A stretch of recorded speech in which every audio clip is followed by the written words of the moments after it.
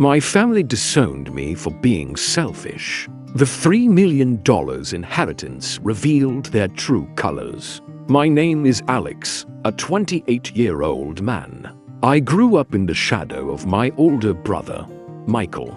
My family wasn't just middle class.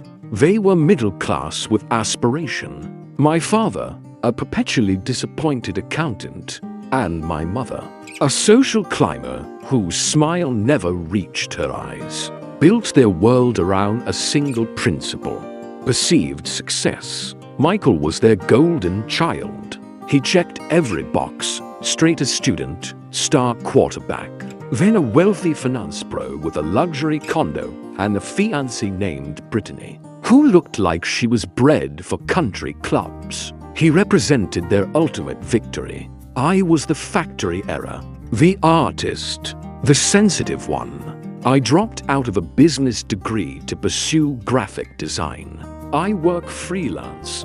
I have a small apartment filled with books and my cat, and I'm happy. To my family, happy was synonymous with failure. My life was a constant, low-grade disappointment to them. The only person who ever saw me was my grandmother, Eleanor. Nana Ellie, she was my father's mother, a sharp, witty woman with eyes that saw right through the family's facade. She lived in a cozy, slightly cluttered house filled with books and the smell of oil paints. She was the family's secret wealthy matriarch, though she lived modestly. While my parents scoffed at my hobbies, Nana Ellie bought me my first set of professional-grade paints. 3 years ago, Nana Ellie's health began to decline. It started with a fall, then a Parkinson's diagnosis. The family's concern was a loud, performative thing. They'd visit on Sundays, bring overly complicated gourmet meals she couldn't eat, and talk about putting her in a nice home. I started visiting every day. I do her grocery shopping, manage her medications, repaint her peeling fence, and just sit with her, watching old movies. We didn't need to talk. My presence was a quiet rebellion against the family's neglect. My parents and Michael saw this as further proof of my lack of ambition. "You're wasting your life being a nursemaid," my father told me once. "Let the professionals handle it." Nana Ellie passed away peacefully in her sleep 6 months ago. At her funeral, my family was the picture of dignified grief. I was just gutted. I had lost my only ally. A week later, the family gathered in a sterile lawyer's office for the reading of the will. The air was thick with barely concealed anticipation. My mother was already whispering to Michael about the investment potential of Nana's house. The lawyer, a stern-faced woman named Miss Davies, began. Small, sentimental items were distributed first. My mother received a pearl necklace, her face a mask of polite disappointment. Michael received my grandfather's gold watch. He nodded, as if it was his birthright. Then, Miss Davies cleared her throat. The remainder of the estate, including the primary residence at 1414 Maple Lane and its associated financial portfolios, valued at approximately $3 million, is bequeathed in its entirety to my grandson, Alex. The silence was absolute. You could have heard a pin drop. Then, the room erupted. "You manipulated her," my father roared, his face purple. "She was sick. You took advantage of a confused old woman. You probably poisoned her against us." My mother shrieked, her composure gone. "You and your loitering." Michael just stared at me with pure, icy hatred. "You think you're so clever? You played the long game, didn't you? The failed artist becomes the grifter. We'll contest this. You'll get nothing." I was too stunned to speak. The money meant nothing to me in that moment. The validation, the sheer seismic shift in our family's power structure, was overwhelming. Nana Ellie had chosen me. She had seen their neglect and my quiet devotion, and she had passed her final judgment. What followed was a war. They contested the will, claiming undue influence.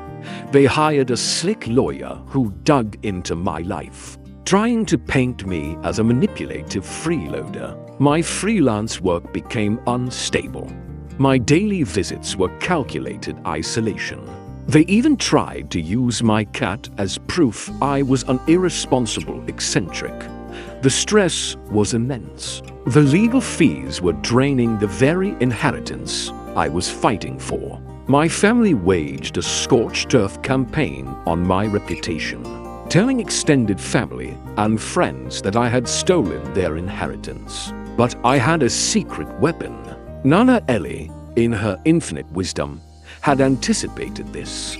During a brutal deposition, their lawyer was grilling me about my intentions. "Isn't it true, Mr. Carter, that you saw your grandmother's declining health as a financial opportunity?" Just as I was about to break, Miss Davies intervened. "I think it's time we entered this into evidence," she said calmly, sliding a small, sealed notebook across the table. It was Nana Ellie's diary. With the judge's permission, relevant entries were read aloud. They were dated over the last 2 years of her life. April 12th, Michael called. He asked again about the appraised value of the house. Not how I was feeling, just the value. August 3rd, another Sunday visit from my son and his wife. They brought a quiche. They stayed for 22 minutes. They spent 20 of them looking at their phones. October 30th, Alex came over today.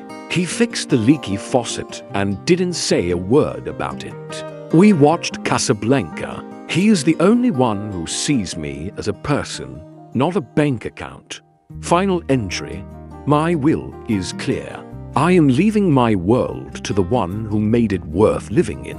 To Alex, not because he needs it, but because he deserves it. He is the only one who loved me without a price tag. The room fell silent again. Their case didn't just collapse. It evaporated into a cloud of their own exposed greed and hypocrisy. I won. The will was upheld. The $3 million, the house, everything, was legally mine. But there was no victory party. My family disowned me completely. They told everyone I had tricked their mother with a diary, that I was a monster. The silence from my parents is now permanent. I paid off my debts and my legal fees. I moved into Nana Ellie's house. It doesn't feel like a windfall. It feels like a responsibility. A beautiful, lonely fortress. I used a small part of the money to fund a local community arts center, naming it after Nana Ellie. It's my way of honoring her, of creating a space for other black sheep and failures like me. Sometimes I see my parents or Michael on the street. They look through me as if I'm a ghost. The inheritance didn't just give me financial freedom. It gave me the brutal, unvarnished truth about the people I was taught to call family. They didn't love me. They loved the idea of a son who would reflect well on them. And when I failed to do that, they cast me out. Nana Ellie's money was just the final, definitive proof. I am financially secure for life, but I am an orphan. I live in a house filled with the ghost of the only person who ever loved me unconditionally, surrounded by the echoing silence of a family that never really existed. I won the war, but I lost the family I thought I was fighting for.